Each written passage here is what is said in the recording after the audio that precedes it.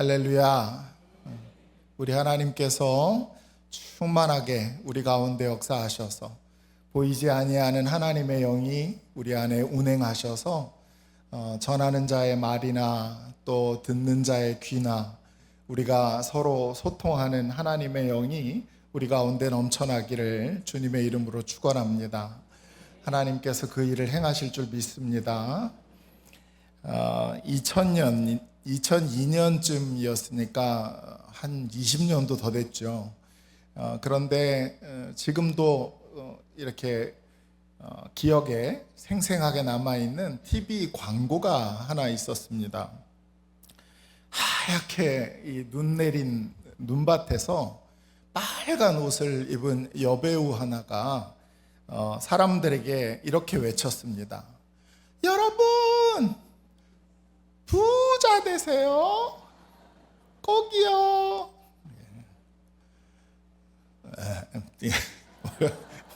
원래 목소리로 돌려야 할 것 같습니다. 엄청난 인기를 끌었던 그 TV 광고였어요. 그 광고 때문에 카드 업계의 순위가 바뀌었습니다.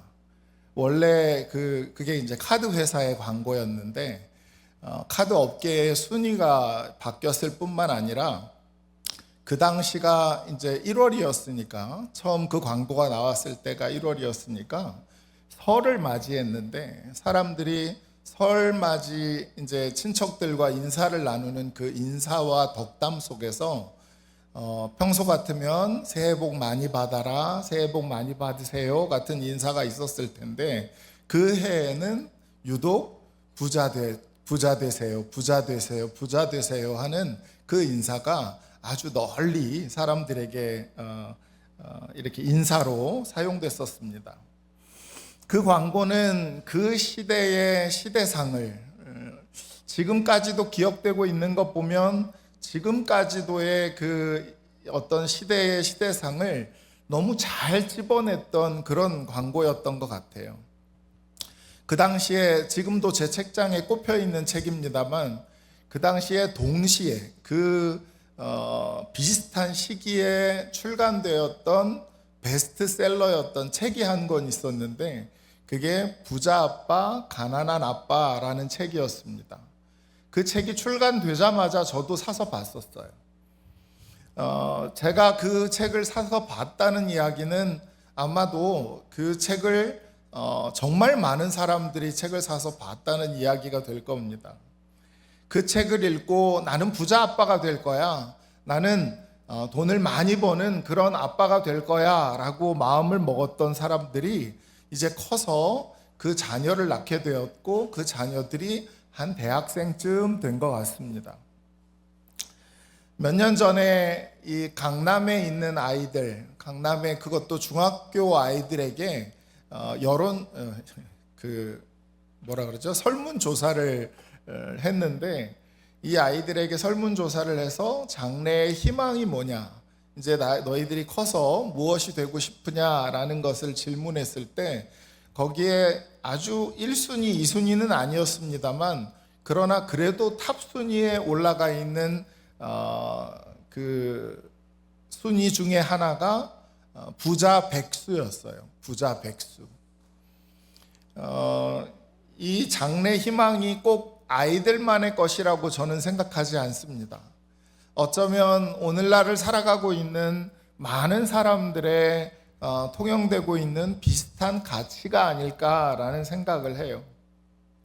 아이들의 장래 희망에 요즘에는 옛날과 많이 달라져서 유튜버도 들어있고 또 그 운동선수 1위가 운동선수더라고요. 그런 것들도 들어있지만 그러나 여전히 지금의 아이들에게도 탑 순위에 빠지지 않고 들어가 있는 사람은 건물주입니다. 이게 들으면 웃긴 이야기처럼 들리지만 그러나 요즘 시대 말로 웃픈 이야기죠. 웃기기도 한데 슬픈 이야기이기도 해요. 그런 아이들의 생각이 우리의 사회 속에 정말 널리 퍼져 있는 것 같고 그리고 우리도 거기에서 별로 벗어나지 않는 인생을 살고 있는 것 같습니다. 오늘 예수님께서 우리에게 한 가지 비유를 들려주시는데 그 비유 속에 나타나는 주인공이 바로 오늘 제가 이렇게 앞에서 말씀드린 부자입니다. 부자. 예수님의 비유를 볼 때는 항상 그 비유의 내용만을 들여다볼 것이 아니라 이 말씀을 언제, 그러니까 어떤 시점에서 또 어떤 상황에서 이야기하셨는가 하는 것을 우리가 좀 들여다봐야 잘 이해가 가요. 그러기 위해서는 이 본문 앞에 나오는 세 절의 말씀을 좀 볼 필요가 있습니다. 누가복음 12장 13절인데요. 같이 한번 읽어볼까요? 시작.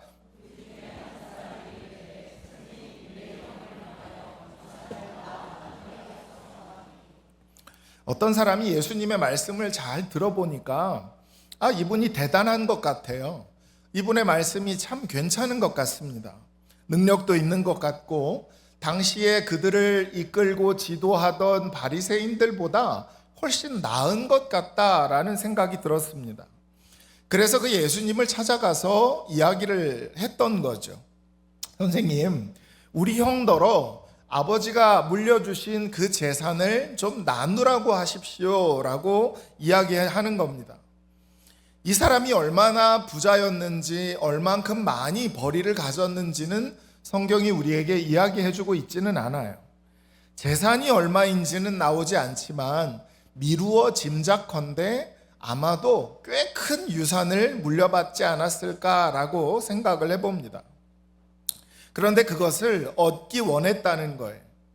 이 사람이 예수님에게 이 문제를 꺼내서 이야기를 했고 예수님이 이에 대해서 대답을 하셨는데 그 대답이 참 의외의 대답이 나옵니다. 14절이에요. 읽어볼까요? 시작. 이르시되 이 사람아 누가 나를 너희의 재판장이나 물건 나누는 자로 세웠느냐. 예수님의 태도는 마치 그건 나랑 아무 상관없는 문제다라는 식의 대답을 하시는 거예요. 남의 가정사에 콩나라 판나라 하는 것도 이상한 것 같지만 그러나 그 당시 팔레스타인 사회 속에서 이 랍비라고 부르는 선생님들에게 그런 가정사를 내어놓고 고민을 또 해결해 달라고 요청하는 것은 그건 늘 있을 수 있는 일이었습니다. 그런데 그 바리새인이나 랍비들에게 이 문제들을 꺼내놓고 재판관 역할을 해달라고 했던 이 예수님께서 너무나 의외의 대답을 하고 계시는 거예요. 그리고 예수님이 그동안 계속해서 말씀해 오시던 이 앞서 나오는 내용의 맥락을 들여다보면 지금 우리가 12장을 읽고 있는데 11장에서 주기도문을 가르치시고 그 주기도문이 끝난 이후부터 뭐라고 말씀하시냐면 구하라, 찾으라, 두드리라 그리하면 너희에게 열릴 것이다 라는 말씀을 하셨단 말이에요. 그러니까 이 전체적인 맥락은 예수님께서 기도를 가르쳐 주시고 그 기도에 대해서 간구해라 그러면 너희에게 이 문이 열리고 응답을 받게 될 것이다 라고 말씀을 해주셨는데 그런데 이 사람이 그 얘기를 다 듣고 나니 그렇구나 이 예수님에게 가서 이 문제를 놓고 이야기하면 그러면 이 문제가 풀리겠구나 라고 생각을 했던 거죠. 그래서 예수님한테 나아갔던 거예요. 그런데 보기 좋게 거절을 당한 겁니다. 이상하네. 나는 공식대로 기도했고 예수님한테 말씀을 드린 거니까 요청을 한 거니까 나는 공식대로 기도한 것이고 그리고 예수님께 말씀하신 대로 나아가 구했는데 왜 그것이 먹히지 않지? 라는 생각을 했을 거예요. 여러분도 신앙생활을 하는 가운데 그런 순간들이 있지 않으십니까?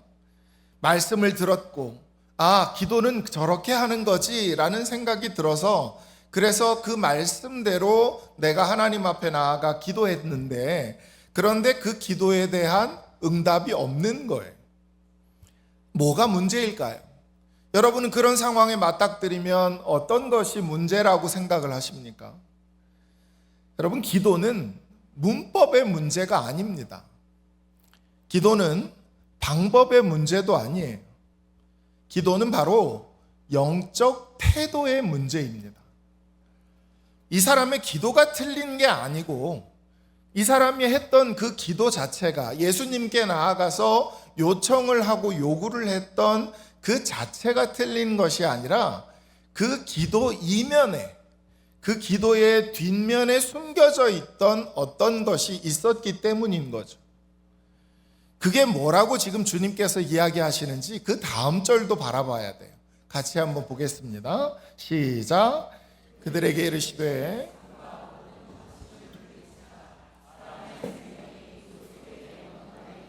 아니하고, 당시의 상속법을 보면 상속을 할 때 법이 정해져 있었어요. 그래서 상속을 하는 사람이 자녀들에게 상속을 할 때 장남에게 3분의 2를, 그리고 차남에게는 3분의 1을 주게 되어 있었습니다. 저도 차남인데 이건 부당한 법인 것 같아요. 3분의 2를 주고 3분의 1을 주게 되어 있는데 모르겠어요. 이 형이라는 사람이 다 가져가게 됐던 건지 아니면 정확하게 3분의 2와 3분의 1을 나누지 않았던 건지에 대해서는 우리가 잘 알 수 없지만, 그러나 이 사람들이, 방금 이 사람이 모든 사람들이 다 앉아있는 그곳에 나와서 공개적으로 이 문제를 들고 나왔다라고 하는 것이 뭘 의미하는 거냐면 내가 옳다라는 것을 지금 말하고 있는 거예요. 본인이 옳다고 생각했기 때문에 예수님 앞에 나아가서 형에게 재산을 나누어 주십시오 라고 말을 했던 겁니다. 내가 생각할 땐 이게 정의야. 내가 생각할 땐 이게 올바른 거야. 내가 생각할 땐 이게 옳아라고 생각했던 것입니다. 그런데 예수님은 그가 지금 이것이 정의입니다, 이것이 옳은 일입니다, 이게 맞는 겁니다 라고 부르짖는 그 기도 뒤에 숨겨져 있는 것을 보고 계셨어요. 아마도 많은 사람들은 그렇지, 저 사람의 말이 맞지, 저 사람의 말에 대해 예수님이 응당한 대답을 해주셔야 하는 것 아닌가 라고 생각했을지 모르지만, 예수님은 사람들이 다 같이 바라보고 있는 그것을 바라보는 것이 아니라 그 이면을 바라보고 계셨다는 거예요. 그 이면이 무엇이었을까요? 그리고 그 이면에 뭐가 들어있던 걸까요? 그게 뭐냐면 탐심이라고 하는 것이었습니다. 그가 가지고 있었던 영적인 태도.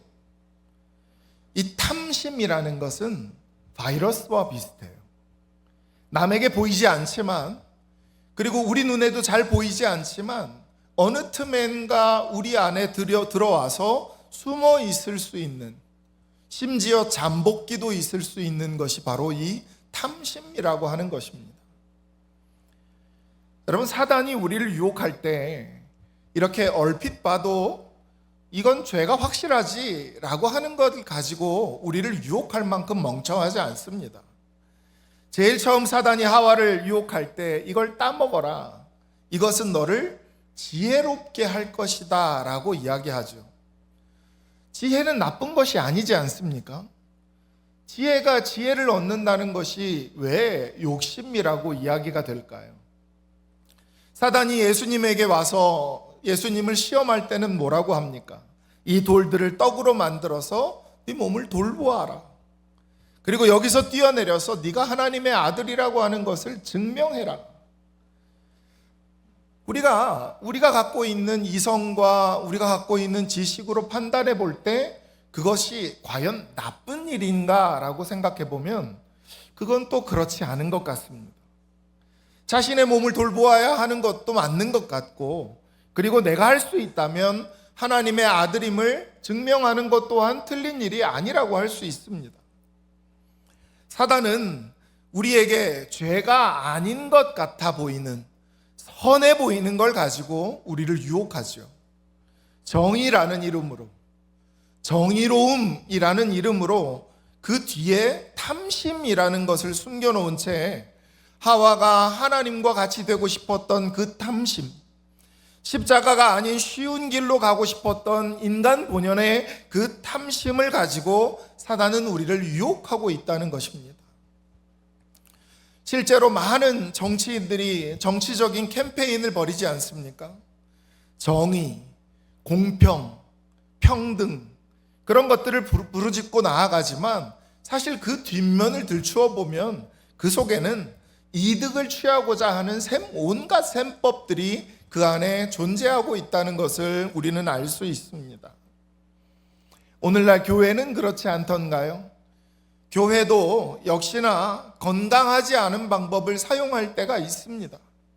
그것은 바로 숫자가 곧 부흥이다 라고 하는 탐심이 그 안에 작동했기 때문인 것이죠. 예수님이 우리에게 말씀하십니다. 탐욕을 삼가라. 탐욕, 탐심이라는 이 단어는 원어의 의미대로 보면 더 가지고 싶은 태도, 더 가지려는 마음입니다. 탐심을 말씀하신 이후에 바로 뒤이어서 오늘의 이 부자 이야기를 하고 계시는 거죠. 이 부자에게는 한 가지 문제가 있었어요. 무슨 문제일까요? 너무 많아서 문제였습니다. 16절과 17절인데요. 한번 더 읽어보겠습니다. 시작. 또 비유로 그들에게 말하여 이르시되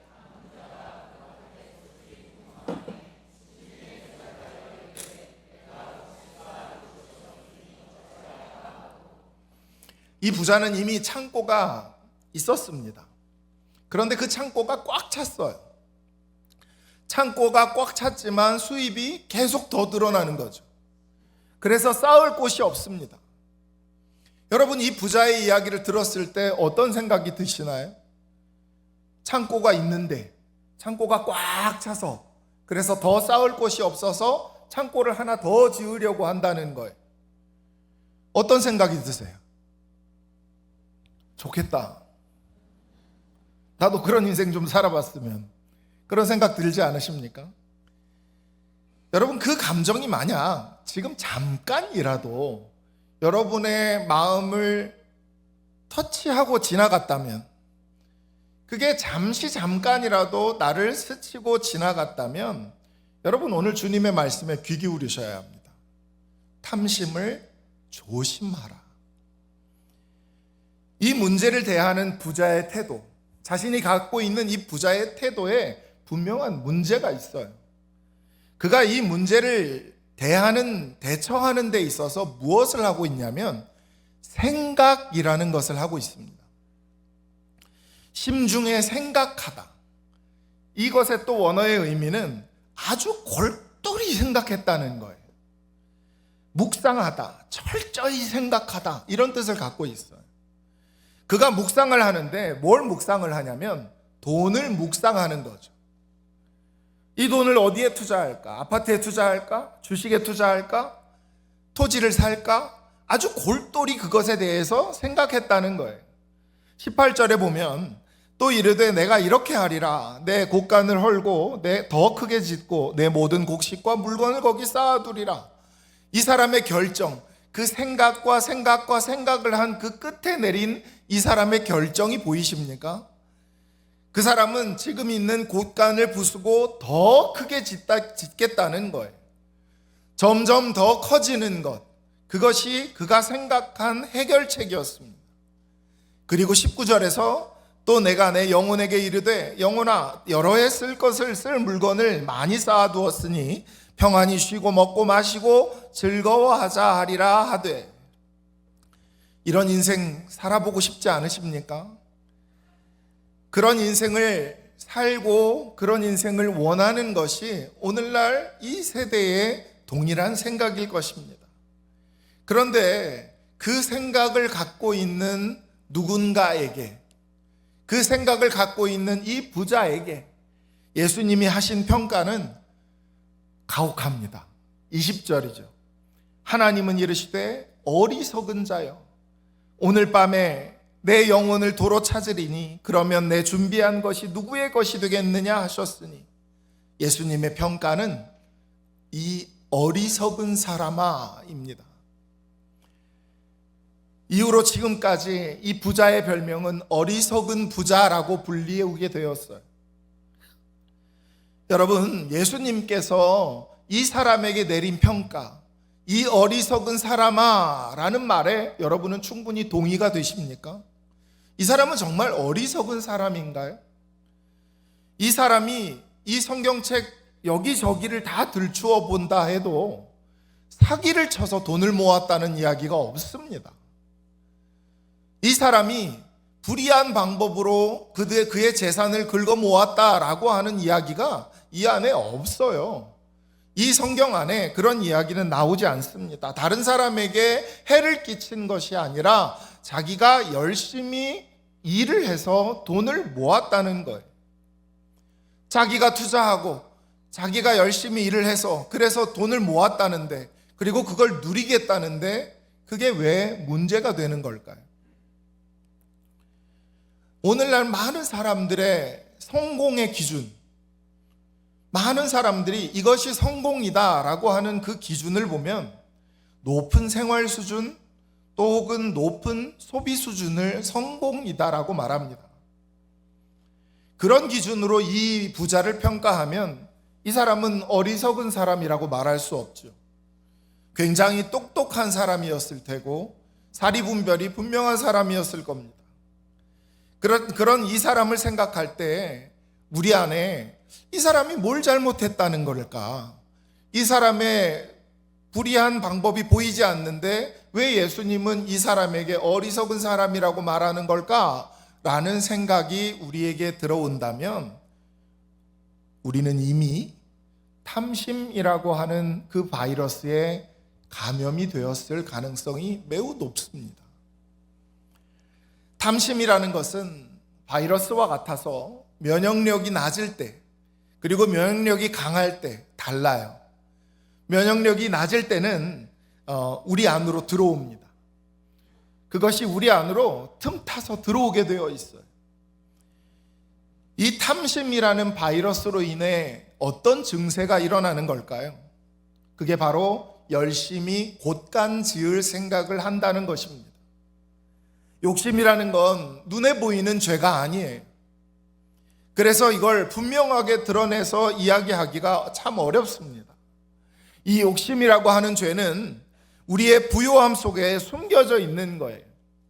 욕심이라는 바이러스는 들어오면 재투자를 하든지 아니면 곳간에 쌌든지 해야 해요.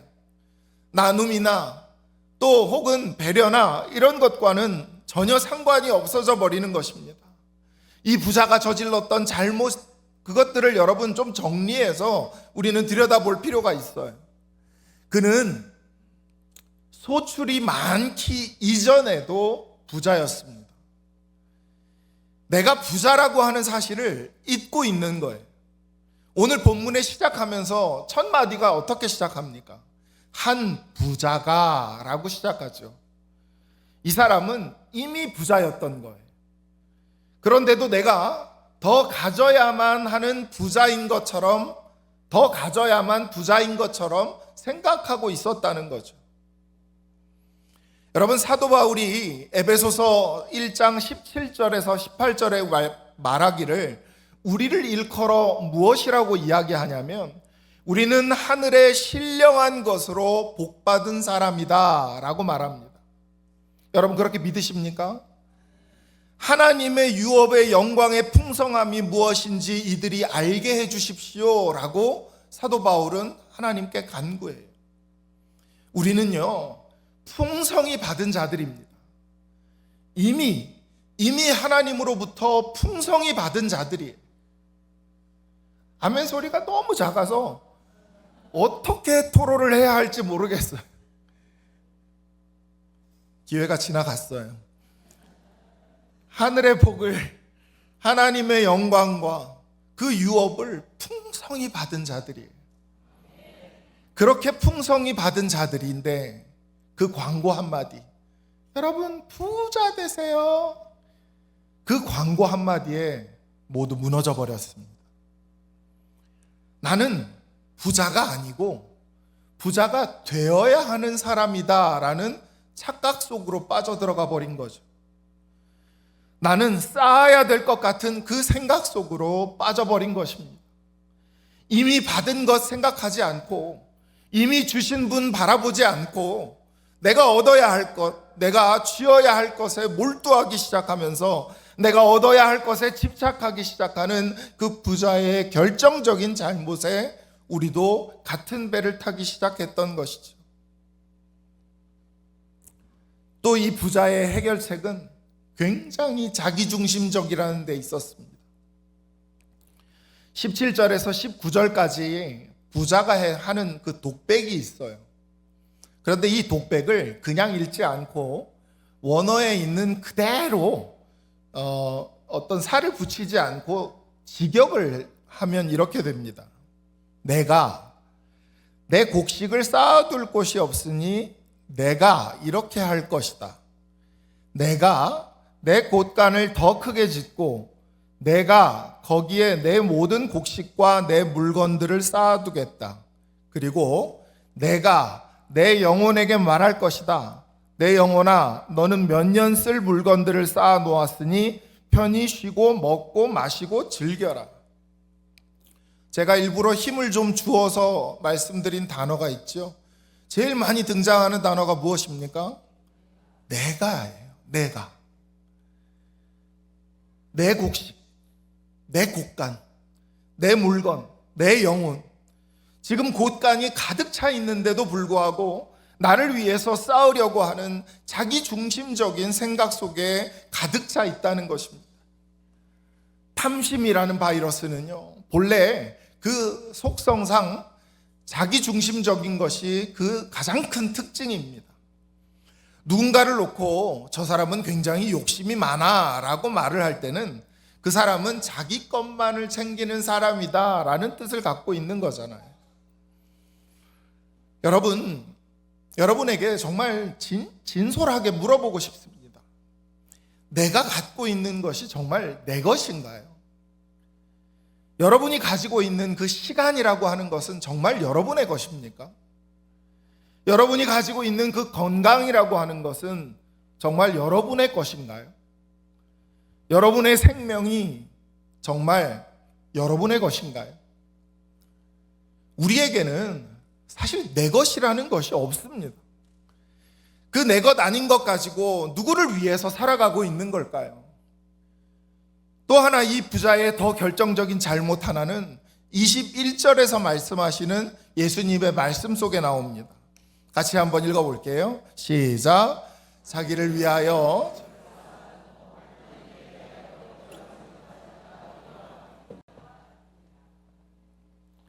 이 부자도 아마 유대인이었을 거예요. 유대인은 하나님의 백성이니 하나님 앞에 제사도 드리고 예배도 드리고 성경도 읽고 하나님에 대해 배워서 알고 있었겠죠.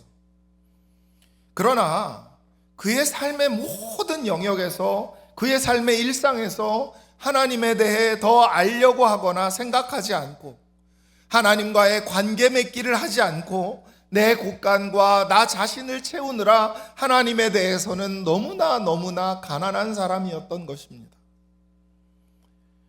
이 부자는 진짜 내 삶의 주인이 누구인가 하는 것을 몰랐던 거예요.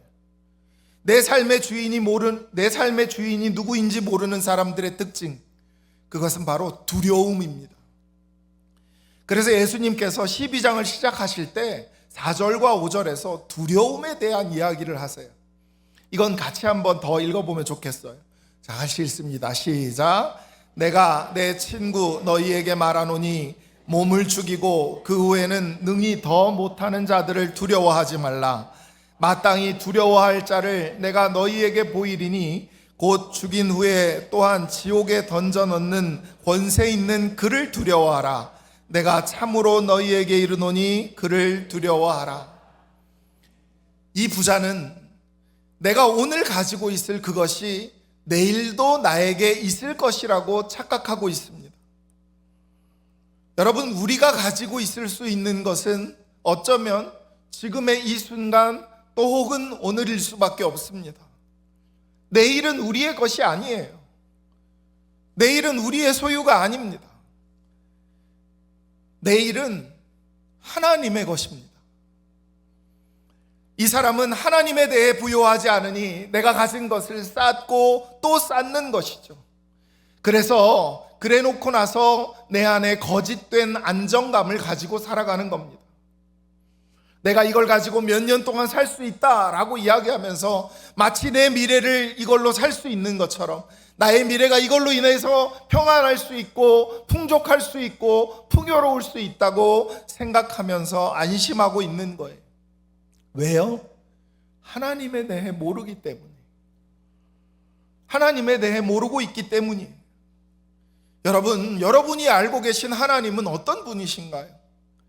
누가복음 12장 앞부분에서 너희의 삶의 진짜 주인인 그분에 대해 두려워하라 라고 말씀하신 후에 곧바로 무슨 이야기를 또 하시냐면 12장 6절 이하에서 너희는 알고 있느냐? 참새 5마리가 2 아사리온에 팔리는데 그 중에 1마리를 하나님이 기억하신다 하고 말씀하셔요. 이게 참 재밌는 게 누가복음에서는 참새 5마리가 2 아사리온에 팔립니다. 근데 마태복음에 보면 2마리가 1 아사리온에 팔려요. 어려우신가요? 5마리 2 아사리온, 2마리 1 아사리온. 그럼 어디가 더 비싼 거예요? 어디가 더 싼 거예요? 예, 그러니까 누가 어떤 분이 이런 비유를 해놓으셨더라고요. 마트에서는 2마리를 1 아사리온에 파는데 누가 마켓에서는 5마리를 2 아사리온에 판다. 누가 더 싸냐? 이렇게 질문을 했어요. 누가 내가 더 싼 거죠. 누가 마켓이 더 싼 거예요. 근데 어떤 분이 탁월한 해석을 하셨어요. 그게 아니고 원래는 2마리의 1 아사리온이 맞아. 이집도 2마리의 1 아사리온, 또 이집도 2마리의 1 아사리온이 맞는데 누가 마켓에서는 덤으로 1마리를 더 줬다는 거죠. 그런데 하나님은 그 1마리도 알고 계신다는 거예요. 덤으로 누군가에게 얹어진 것 같은 그 인생도 하나님은 알고 계신다는 겁니다. 그래서 그 12장의 부자 이야기를 하고 나신 후에 이 누가복음 24절에 가면 이렇게 말씀하시죠. 까마귀를 생각하라. 심지도 아니하고 거두지도 아니하며 골방도 없고 창고도 없으되 하나님이 기르시나니 너희는 새보다 얼마나 더 귀하냐. 여러분 곳간 없으십니까? 염려하지 마십시오. 더 큰 공간 지어야 하는 거 아닙니다. 곳간 허물고 더 큰 창고 지어야 하는 거 아니에요. 곳간도 없고 창고도 없지만 그 큰 곳간 가진 사람 너 부러워하지 마라 하고 하나님 말씀하시는 줄 믿습니다. 하나님에 대해 부요한 자는 그 유업의 영광의 풍성함이 가득한 자인 줄 믿습니다. 주변에 혹 누군가가 그 곳간을 더 크게 짓고 계시던가요? 그거 너무 부러워하지 마십시오. 여러분에게는 하나님이 계시지 않습니까? 여러분에게는 하나님이 계셔요. 우리는 우리의 내면의 모든 것을, 나의 삶의 모든 자리를 하나님으로 채워야 하는 줄 믿습니다. 오늘이라는 이 시간, 내 삶을 하나님으로 부요하게 채울 수 있는 여러분이 되기를 주님의 이름으로 축복합니다. 하나님을 맛보아 알아야 하고 하나님을 더 깊이 알아야 하고 내 삶에 체험된 하나님이 여러분의 간증으로 드러나야 하는 줄 믿습니다. 부자라 함은 필요보다 더 많이 갖고 있어서 그래서 하나님이 필요 없는 사람을 말하는 것입니다. 여러분 필요라는 것이 있으세요? 염려하지 마십시오. 하나님이 우리에게 필요라는 것을 허락하실 때는 염려하라고 주신 것이 아니라 구하라고 주신 것인 줄 믿으시길 바랍니다. 내가 구하고 내가 필요한 것보다 하나님이 더 주셨나요? 그러면 그것을 하늘 창고에 쌓아두십시오. 하나님이 더 주셨다면 땅에 쌓으라고 주신 것이 아닙니다. 그것은 나누라고 주신 것인 줄 믿으시기를 바랍니다. 저는 오늘 이 예배에 오신 여러분들이 정말 진짜 부자가 되기를 간절히 소원하고 또 축복합니다. 하나님으로 부요한 부자, 은혜가 가득한 부자, 성령으로 충만한 부자, 그 은혜가 우리 안에서 차고 넘쳐서 흘러 넘치는 그런 부자가 되면 좋겠습니다. 12장 15절에 오늘 이 비유를 이야기하시기 전에 말씀하셨던 예수님의 말씀을 제가 메시지 성경으로 된 글로 읽어드리도록 할게요. 같이 읽을까요? 같이 읽겠습니다. 시작. 조심하여라. 털끝만한 탐심에도 빠져들지 않도록 그 소유가 너희의 삶을 규정해 주지 않는다. 여러분의 삶을 규정하는 것이 무엇입니까? 우리의 삶을 규정하는 것은 우리의 소유가 아닙니다. 우리의 삶을 규정하는 것은 오직 하나님 한 분이신 줄 믿습니다. 이 부자 같은 잘못을 범하지 마세요. 여러분에게 묻고 싶습니다. 여러분 요새 무슨 생각하면서 사십니까? 여러분의 삶에는 얼만큼 이 이웃과 하나님에 대한 마음이 들어와 있으신가요? 얼만큼 하나님으로 인하여 부요하신가요? 이 질문들을 가지고 하나님 앞으로 나아가는 저와 여러분이 되기를 주님의 이름으로 축원합니다. 기도하시겠습니다. 주님 오늘 우리에게 말씀하셨습니다. 조심해라. 삼가하라. 어느 틈엔가 내 안에 바이러스처럼 욕심이 자리하고 있다면, 탐심에 물들어 있다면, 그래서 내 모든 관심과 생각이 오직 쓰고 사용하고 누리는 것에 몰두해 있다면, 그래서 너무 바쁘다면, 하나님 나는 병든 것입니다. 나를 불쌍히 여겨주시옵소서.